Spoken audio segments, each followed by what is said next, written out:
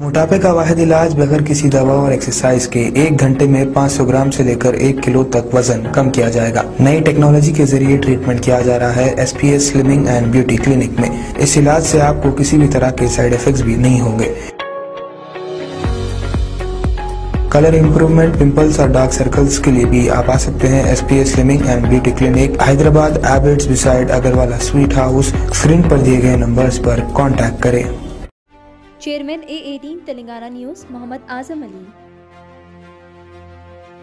एक चौंका देने वाले वाक़ये में एक शख्स ने एक नौजवान खातून को उसके ब्रेकअप के बाद चाकू के वार करके कत्ल कर दिया और साथ ही मुदाखलत करने की कोशिश करने वाली 3 दीगर खवातीन पर भी हमला किया। यह अफसोसनाक वाक़या हैदराबाद के गच्चीबौली पुलिस स्टेशन हदूद के तहत गोपनपल्ली तांडा इलाके में पेश आया।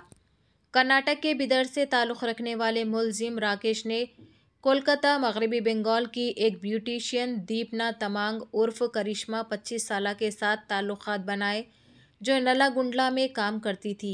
दोनों के दरमियान रिलेशनशिप कायम हुआ, ताहम उनके दरमियान कुछ गलत फहमियों की वजह से दीपना ने राकेश से ब्रेकअप करने का फ़ैसला किया। ब्रेकअप के बावजूद राकेश ने दीपना को हिरासा करना जारी रखा और जोर दिया कि वो उससे शादी कर ले। दीपना के शादी से इनकार से मायूस होकर और बरहम होकर राकेश ने चाकू से उस पर हमला कर दिया। जब दीपना के 3 दोस्तों ने उसे रोकने की कोशिश की तो राकेश ने उन पर भी हमला किया। दीपना जख्मों की ताप ना लाते हुए मौके पर ही दम तोड़ गई, जबकि दीगर 3 खवातीन इस हमले में शदीद तौर पर जख्मी हो गई। लिहाजा पुलिस ने एक मुकदमा दर्ज कर लिया है और वाक़ये की मज़ीद तहक़ीक़ात कर रही है। 12 టైంలో ఒక 100 డైల్ వచ్చింది నాకు.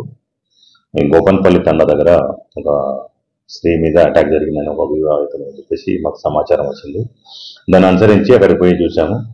అక్కడ దీప్నా తమాంగ్ అనే ఒక 20 ఇయర్స్ అమ్మాయి ఈ PNK సెలూన్లో పనిచేస్తుంది. మన అపర్ణ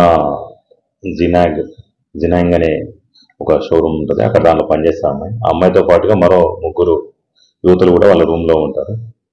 ఈ రాకేష్, ఈ అమ్మాయి వచ్చేసి దీపా తమంగ్ వచ్చేసి వెస్ట్ బెంగాల్ డిస్టిక్, కూచ్ బిహార్ డిస్టిక్, అమ్మది వెస్ట్ బెంగాల్ స్టేట్. ఈ రాకేష్ అనే వ్యక్తి వచ్చేసి Bidar district Karnataka state, Bidar district Karnataka state ఇతను. వీళ్ళిద్దరూ గతంలో సాన్నిహిత్యంగా ఉన్నారని, ఈ దీప్నా ఎవరైతే ఉన్నారో ఆ అమ్మాయి కొన్ని రోజుల నుంచి ఇతనితో సాన్నిహిత్యం లేకుండా వేరే వాళ్ళతోటి దగ్గరగా మెలుగుతుందని అతను కక్ష పెంచుకొని నేను నైట్ వచ్చేసి ఆమెతో మాట్లాడుతుందని చెప్పేసి ఆమె మీద అటాక్ చేయడం, కత్తితో దాడి చేయడం జరిగింది.